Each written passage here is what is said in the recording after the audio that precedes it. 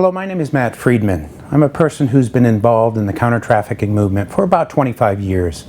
I started by living in Nepal. I was there for 8 years. I was in Bangladesh for 5 years. I worked for the United Nations for another 6 years. And now I'm the CEO for an organization called the Mekong Club. The Mekong Club is made up of business leaders from Hong Kong that come together to use whatever we have in terms of skills to help to address the issue of human slavery. So let me begin with a question that I often get, which is, what is the relevance of this topic of human trafficking to the private sector? To begin with, I just want to talk a little bit about some of the numbers. When it comes to the latest figures related to human trafficking, it's estimated that there's nearly 36 million people trafficking situations around the world. That means there are more slaves today than any other time in history. So we're talking about a really large number of people in this situation. But when people think about human trafficking, what they often think about is this: forced prostitution. But when you stop and look at where most of the other numbers come from, it's from forced labor. And in fact, when you look at what the figures are, about 25% of the number is for forced prostitution. The rest is for forced labor. But as it comes back to the private sector, about 60% of the forced labor cases are actually associated with supply chains. So you can see the relevance to the private sector.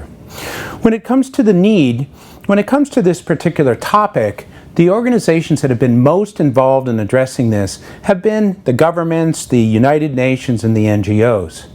So the governments, when it comes to this particular topic, don't really like this as an issue. It's embarrassing to kind of admit that you have slavery that exists within your country. And it's very confusing for people. When it comes to the United Nations, I worked with them for 6 years. The issue I have with them is that there's this tendency for them to intellectualize the problem. You'll have people from the UN in a 5-star hotel eating the best food in the world, talking about poverty. There's a real disconnect. So the group that has been spending most of the time addressing the issue is the NGO sector. But if we go back to the numbers again, if again, out of 36 million people in slavery, 75% are in forced labor, and out of that, 60% are associated with supply chain, we really do need the private sector to be involved. And there's a very practical reason for why we need to do this. And that is, if we stop and we look at the number of people that are helped from the combined efforts of the government and the UN and the NGOs, it's actually quite small. In fact, last year, 48,000 people were helped out of 36 million. And out of 500,000 criminals, we only put about 4,000 in jail. So what we're talking about is a disproportionate amount of slavery that isn't addressed because we don't have all the partners involved. One of the big reasons for this is that the profits generated from human slavery are estimated to be about 150 billion US dollars a year. The amount of money that goes into addressing it is only around 350 million, which is 0.23% of that. So if we had the private sector more involved, perhaps we would have more victims that would be addressed. I'd like to talk a little bit about another current trend that is kind of pushing the private sector into this particular issue. It's not necessarily a positive thing. In fact, it's more of a business risk type scenario. So what we're seeing is that there's new legislation that's out there that basically says if you're a company and you do retail or you do manufacturing, you have to address your supply chain.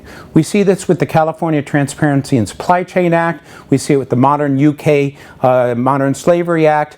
Both of them say you have to look at your supply chain and you have to address it.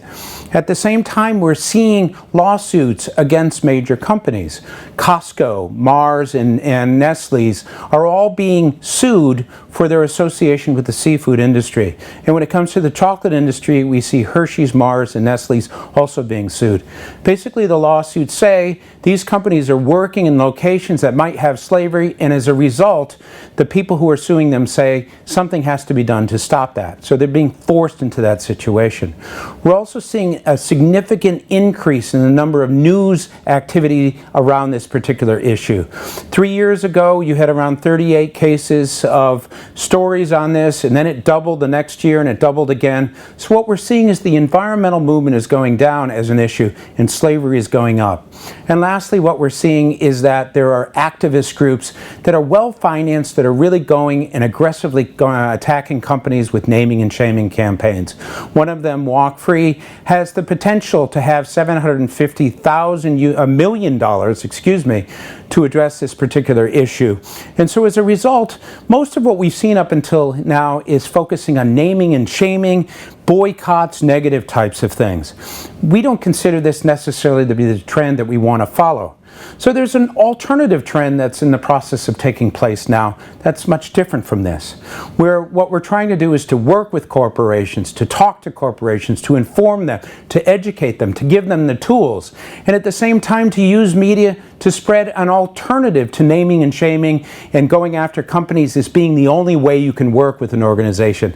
And lastly, going to the private sector and saying, if this was your problem, what would you do to address it? What tools and skills and ideas would you use in order to have a much more positive approach? So instead of boycotts that say don't buy from a company, use boycotts that say here are companies that are doing the right thing. Go and buy their products because they're doing the right thing. Encouraging leadership, encouraging innovation so that freedom will come from the private sector. So what is it that you can do?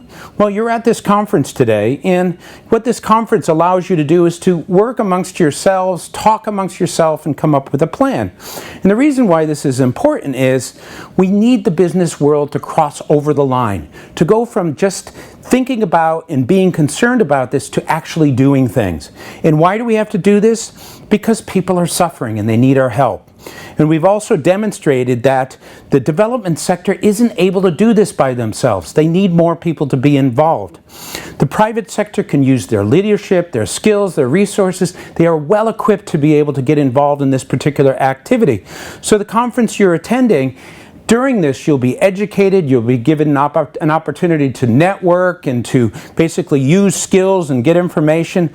All of that will be kind of an on-ramp for you to be able to do short-term and long-term type things. And as a result of this, we know that this is hard, we know it's difficult, but it will result in a better situation for your business and a better situation for those people who are in slavery circumstances. So I wish you luck. I wish I was able to attend.